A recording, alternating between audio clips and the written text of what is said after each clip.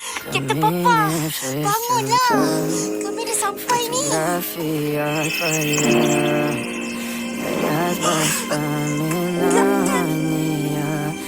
Kapten dah tak ada.